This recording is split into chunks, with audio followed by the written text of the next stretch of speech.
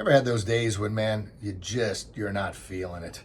You didn't sleep very well for whatever reason. Maybe you went to bed late, or your mind's racing about a project, or your mind's racing because you didn't have the best practice the night before, or you got in an argument with a friend, or you got an argument with a coach, or players, if you're listening, your parents are on to you about everything because that's just what parents do. I get it. The teenage brain is all out of control. But some days we just don't feel it. I get it, man. But here's the deal. Even on those days, I want you to put forth your absolute very, very best. Now, is your best going to be as good as it is on the days when you're feeling great? No, probably not. But you know in your heart if you're truly giving it all you got.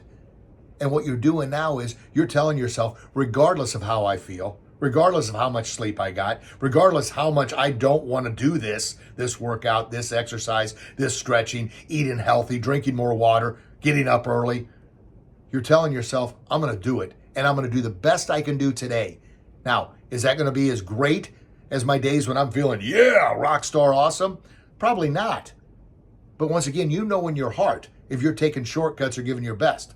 So when you give your best on the days when you don't feel like it, which are a lot of days, what you're doing is you're fueling that warrior confidence. You're fueling that mindset of a champion, that attitude of excellence to push yourself. So you're pushing through on those days. So the days when you do feel great, you're going to raise the bar even higher. You're going to continue to push yourself to reach that next level. Now, this is day 4, and we're talking about always do your best, which happens to be the 4th agreement on one of my favorite books, The 4 Agreements. We talked about number 1 was be impeccable with your word. Number 2 is don't take things personally. Number 3 is don't make assumptions. And number 4 is always do your best at everything you do. Do your best by being impeccable with your word. If you say you're going to do it, then gosh darn it, do it. Therefore, because if you don't, your body's going to think, oh, well, Rich is just lying again. He had no intention of doing that. Don't do it. If you don't plan on doing it, don't say it. And number 2, don't take things personally. Always do your best not to take things personally. And number 3, always do your best not to make assumptions. And I talked about yesterday on assumptions.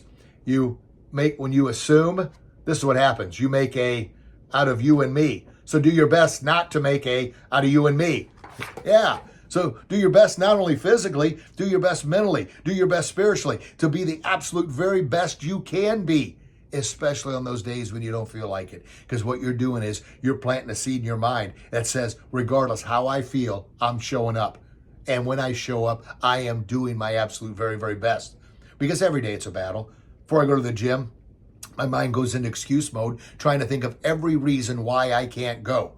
Now, maybe it's just me. If you're struggling with that too, give me a thumbs up in the comments. Let me know that you fight that struggle, that battle. And I ask, why in the world do I have to fight this battle every single day? Well, unfortunately, your mind has one job, and that's to protect you or keep you safe.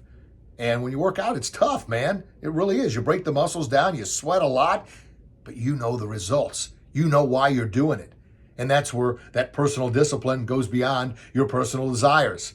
And we've talked about that, being impeccable with your word. Have that strong discipline because those desires are going to be just as strong, if not stronger. Now, my little secret to overcoming the battle in the mind of working out, 1, have your drink, your mixer cup ready the night before. You don't have to have the drink made, but have it out. Find that shaker ball that, we can never find. Have your shoes and socks out. So my brain, when it goes into excuse mode, I just go and put my socks and shoes on without a second thought. And I say, okay, well, hey, they're on. All right, let's go do this thing. And once again, days you don't feel the best, I get it, man. But don't succumb to those excuses. Do your absolute very best at everything you do. When you step on that ice, regardless how you feel, give it 100%. All you've got each and every time. That's how you earn ice time. That's how you earn leadership roles. That's how you earn trust. That's how you earn respect. Not only from others, but from yourself. And that's what's most important. All right.